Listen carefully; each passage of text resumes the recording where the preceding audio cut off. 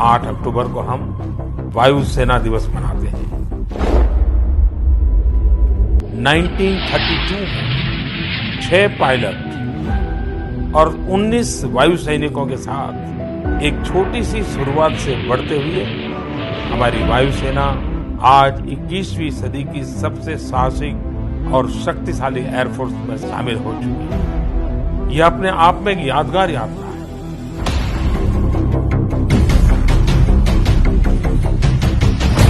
हम भारतवासी हमारे सुरक्षा बलों के प्रति हमेशा गौरव और आदर का भाव रखते हैं। चाहे वो आर्मी हो, नेवी हो, एयरफोर्स हो, हमारे जवानों का साहस, वीरता, शौर्य, पराक्रम, बलिदान हर देशवासी उनको सलाम करता है।